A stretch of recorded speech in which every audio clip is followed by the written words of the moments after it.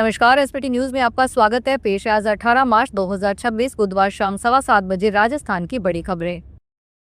राजस्थान दिवस के मौके पर आज बुधवार को जयपुर के राजस्थान इंटरनेशनल सेंटर में उद्यमी संवाद समारोह आयोजित हुआ। कार्यक्रम में मुख्यमंत्री भजन लाल शर्मा ने प्रदेश के उद्योगपतियों से सीधे संवाद किया और इंडस्ट्री से जुड़े अहम मुद्दों पर चर्चा की। इस दौरान राज्य में इंडस्ट्री को बूस्ट देने के लिए 3 नई पॉलिसी लॉन्च की गई। साथ ही करोड़ों रुपए के डेवलपमेंट कार्य शुरू किए गए और नए प्रोजेक्ट्स का फाउंडेशन रखा गया। कार्यक्रम में बड़ी संख्या में उद्योगपति, स्टार्टअप्स और एमएसएमई सेक्टर से जुड़े लोग मौजूद रहे। कार्यक्रम में Rajasthan industrial park promotion policy, Rajasthan aerospace and defence policy और राजस्थान सेमीकंडक्टर पॉलिसी लॉन्च की गई। राजस्थान रोडवेज इस साल प्रदेश भर के 52 अगारों में 754 अनुबंधित बसें उपलब्ध करवाएगा। इसमें स्लीपर, एसी व नॉन एसी बसें शामिल है। हालांकि पूर्व में मिली बसों का अनुभव अच्छा नहीं रहा है। गौरतलब है कि बसों की कमी के कारण रोडवेज को भारी नुकसान का सामना करना पड़ रहा है। आरोप भी लग रहे हैं कि निजी बस संचालकों को फायदा पहुंचाने के लिए बसों की खरीद नहीं की जा रही। अब इन डीलक्स बसों के आने के बाद यात्री भार बढ़ेगा और निगम की आय में भी बढ़ोतरी होगी। राजस्थान दिवस के गौरवपूर्ण अवसर पर कल 19 मार्च को प्रदेश के सभी जिलों में प्रभारी मंत्री अपने अपने प्रभार वाले जिलों का दौरा करेंगे। प्रभारी मंत्री अपने जिला प्रवास के दौरान जिला स्तरीय अधिकारियों के साथ विस्तृत समीक्षा बैठक की अध्यक्षता करेंगे। बैठक में विभिन्न विभागों द्वारा संचालित योजनाओं, विकास कार्यों और फ्लैगशिप कार्यक्रमों की प्रगति की गहन समीक्षा की जाएगी। साथ ही योजनाओं के प्रभावी क्रियान्वयन, समयबद्ध पूर्णता और आम जन तक अधिकतम लाभ सुनिश्चित करने के लिए आवश्यक दिशा निर्देश भी प्रदान किए जाएंगे।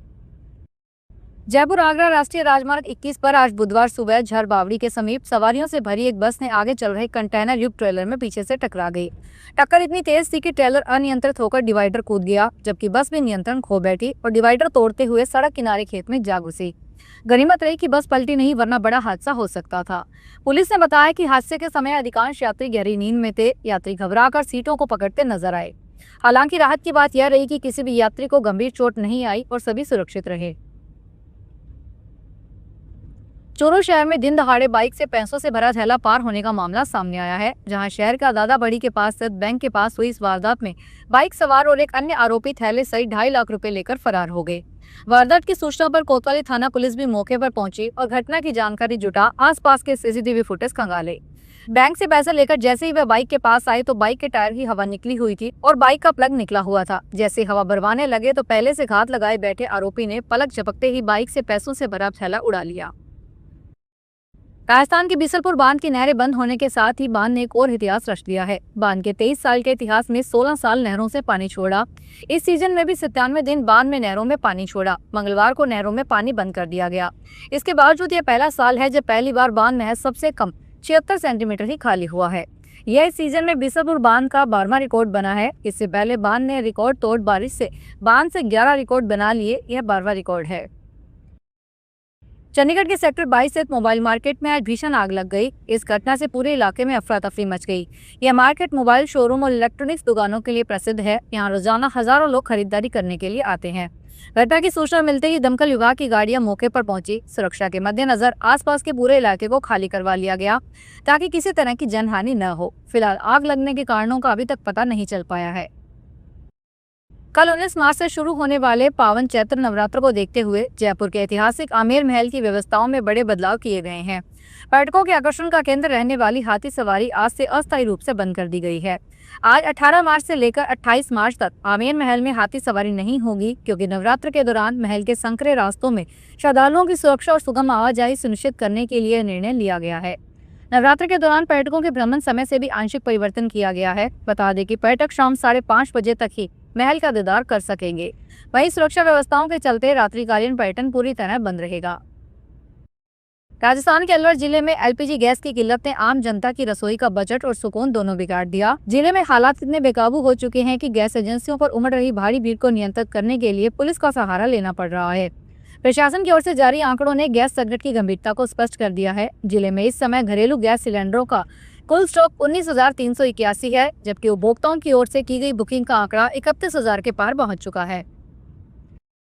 पानी के फालना रेलवे स्टेशन पर एक दिव्यांग यात्री करीब 1 घंटे तक शौचालय में फंसा रहा। उसे बाहर निकालने के लिए दरवाजे का ताला तोड़ना पड़ा। इस घटना के कारण यात्री की जयपुर जाने वाली ट्रेन भी छूट गई। जानकारी के अनुसार कार्तिक यादव नामक एक यात्री जयपुर जाने के लिए दोपहर 2:45 की ट्रेन पकड़ने के बाद फालना स्टेशन पहुंच गया था।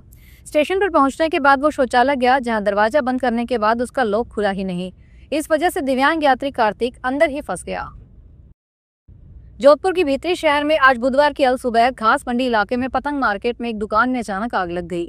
सूचना पर नागौरी गेट फायर स्टेशन की 2 गाड़ियां तुरंत मौके पर पहुंची। आधे घंटे की मशक्कत के बाद आग पर काबू पा लिया गया। खास बात यह है कि इस हादसे में किसी तरह की जनहानि नहीं हुई। फायर स्टेशन अधिकारी जय सिंह चौहान ने बताया कि सुबह करीब 3:30 बजे आग लगने की सूचना मिलते ही 2 गाड़ियां रवाना हो गई। दुकान में कपड़े की टोपियां बनाने का काम होता था। आग की चपेट में आकर पूरा सामान जलकर राख हो गया। उत्तराखंड में आगामी 1 मई को शिव पार्वती मंदिर के कपाट खुलने के साथ ही आदि कैलाश यात्रा शुरू हो जाएगी। पिथौरागढ़ में 14,500 फीट की ऊंचाई पर स्थित इस पावन धाम के द्वार खुलना यात्रा के औपचारिक शुभारंभ का प्रतीक है। इसके साथ ही उच्च हिमालयी क्षेत्रों के सीमांत गांवों में शीतकालीन प्रवास खत्म कर ग्रामीणों की वापसी का सिलसिला भी शुरू हो जाएगा। ग्राम प्रधान के अनुसार आस्था के इस द्वार के खुलने से सीमांत गाँवों में एक बार फिर रौनक लौट आएगी। ग्रामीण अपना शीतकालीन प्रवास समाप्त कर वापस अपने गांवों की ओर लौटना शुरू करेंगे। साथ ही श्रद्धालु पवित्र आदि कैलाश और पार्वती सरोवर के दर्शन में पूजन कर सकेंगे। राजस्थान की सबसे बड़ी जीरा मंडी में होली के त्योहार के बाद नए जीरे की आवक शुरू हो गई है। जीरा मंडी प्रांगण में प्रतिदिन 3-4 हजार बोरी जीरे की बंपक आवक हो रही है। इससे जीरा मंडी छोटी पड़ रही है। किसानों की ओर से मंडी में नई फसल जीरा के साथ इसबगोल, रायडा और सरसों लाया जा रहा है। जीरा मंडी व्यापार संघ अध्यक्ष पुरुषोत्तम मुद्रा ने बताया कि प्रदेश के प्रमुख जीरा उत्पादक क्षेत्रों में जीरा आता है।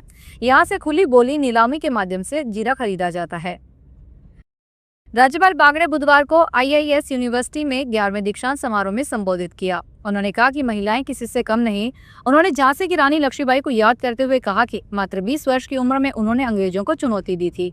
राज्यपाल बागड़े ने दीक्षांत समारोह में प्रदेश की उप मुख्यमंत्री दिया कुमारी को IIS यूनिवर्सिटी की ओर से सामाजिक और सामुदायिक सेवा क्षेत्र में विशिष्ट योगदान के लिए डिलीट की मानद उपाधि से सम्मानित किया। उन्होंने उत्कृष्ट विद्यार्थियों को दीक्षांत अवसर पर स्वर्ण पदक और उपाधियां प्रदान की है।